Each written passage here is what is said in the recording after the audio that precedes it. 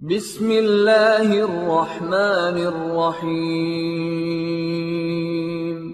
وذکر فإن الذکرى تنفع المؤمنین۔ بسم اللہ الرحمن الرحیم نحمدہ ونصلی علی رسولہ الکریم اما بعد۔ محترم سامعین اکرام، آج کا عنوان ہے امن و امان کا قیام انسانی ضرورت ہے۔ محترم سامعین، اللہ کی نعمتوں میں سے ایک بہت بڑی نعمت امن و امان کا وجود ہے۔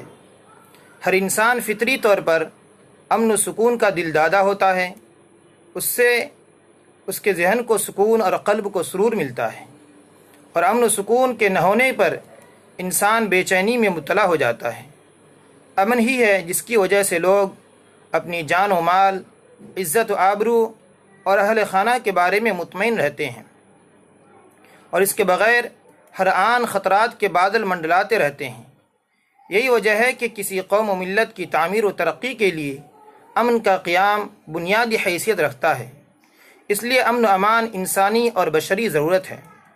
اللہ تعالیٰ نے قرآن کریم میں امن و امان کو اپنی عظیم نعمت قرار دیا ہے۔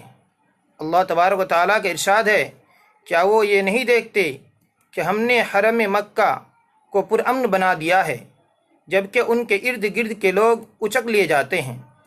پھر بھی یہ لوگ باطل کو مانتے اور اللہ کی نعمتوں کی ناشکری کرتے ہیں۔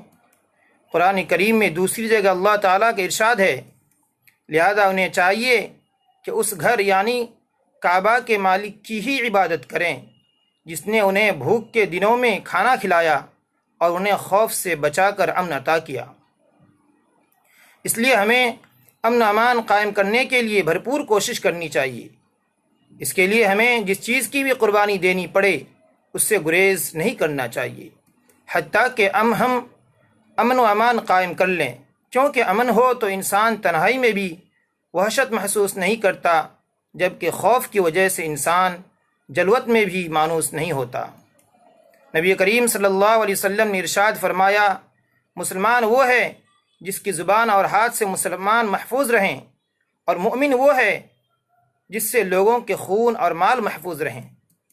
اس مختصر سی حدیث میں رسول اللہ صلی اللہ علیہ وسلم نے امن قائم کرنے کے بنیادی اصولوں کو بیان کر دیا ہے۔ انسان اپنی زبان سے کوئی تکلیف دہ بات نہ کہے، کسی کی توہین نہ کرے، کسی پر جملے نہ کسے، کسی کی غیبت نہ کرے، کسی پر الزام نہ لگائے، کسی کے ساتھ دشنام ترازی نہ کرے، اسی طرح اپنے ہاتھ سے کسی کو تکلیف نہ دے، کسی پر ظلم نہ کرے، کسی کے ساتھ لڑائی نہ کرے، کسی کو قتل نہ کرے، کسی کا مال نہ چرائے، اسی طرح اپنے ہاتھ سے کوئی ایسی تحریر نہ لکھے جس سے دوسرے کی دل آزاری ہو۔ اگر ان امور سے انسان رک جائے گا تو امن و امان قائم ہوگا، اگر اس کے خلاف کیا جائے گا تو پھر بدامنی پھیلے گی، امن و سکون غارت ہو جائے گا، لوگ خوف اور دہشت کے سائے میں جئیں گے۔ ایسی صورتحال سے نمٹنے کے لیے نبی کریم صلی اللہ علیہ وسلم نے ارشاد فرمایا کہ اگر تم میں سے کوئی کسی قسم کی برائی کو دیکھے تو اس کو اپنے ہاتھ سے روکنے کی کوشش کرے، اگر نہ کر سکے تو زبان سے روکے، یہ بھی نہ ہو سکے تو دل سے برا جان لے، اور یہ ایمان کا سب سے کمزور درجہ ہے۔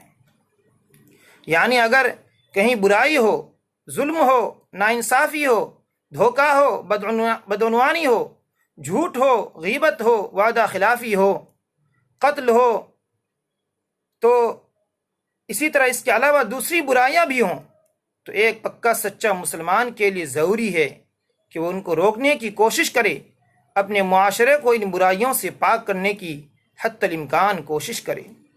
اللہ تبارک و تعالیٰ کا ارشاد ہے، اور نیکی اور پرہیزگاری میں ایک دوسرے کی مدد کیا کرو، گناہ اور زیادتی میں ایک دوسرے کی مدد نہ کرو، اور اللہ تعالیٰ سے ڈرتے رہو، بے شک اللہ سخت عذاب دینے والے ہیں۔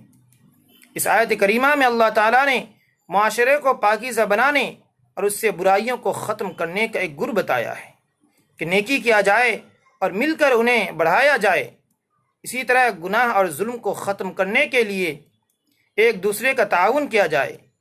صحیح مسلم کی حدیث میں آپ صلی اللہ علیہ وسلم نے ارشاد فرمایا کہ بہترین حکمراں وہ ہے جن سے تم محبت کرو اور وہ تم سے محبت کریں، اور بدترین حکمراں وہ ہیں جنہیں تم ناگوار سمجھو اور وہ تمہیں ناگوار سمجھیں۔ تم انہیں لعن طعن کا نشانہ بناؤ اور وہ تمہیں لعن طعن کریں۔ پس امن و امان قائم کرنے کے لیے حکمراں اور عوام کا ایک دوسرے سے تعاون کرنا ضروری ہے۔ ایسا نہیں ہے کہ ساری ذمہ داریاں حکمرانوں کی ہے یا ساری ذمہ داریاں صرف عوام کی ہیں، بلکہ دونوں کی ذمہ داری ہے، اور دونوں کو مل کر امن و امان قائم کرنا پڑے گا۔ دونوں کو ایک دوسرے کا تعاون کرنا پڑے گا۔ حکمراں کے لیے ضروری ہے کہ وہ دستور کے دائرے میں رہ کر عوام کی فلاح و بہبودی کے لیے قوانین بنائیں اور ان کو نافذ کرائیں، اور عوام کے لیے بھی ضروری ہے کہ قوانین کو اپنے اوپر نافذ کریں، تبھی خوشیاں عام ہوں گی اور آپس میں محبت و الفت، ہمدردی و بھائی چارگی پھیلے گی، اور امن و امان جو انسانی ضرورت ہے کا وجود ہوگا، اور ہماری قوم اور ہمارا ملک ترقی کی طرف گامزن ہوگا۔ انہی پر میں اپنی بات ختم کرتا ہوں۔ وما علینا الا البلاغ۔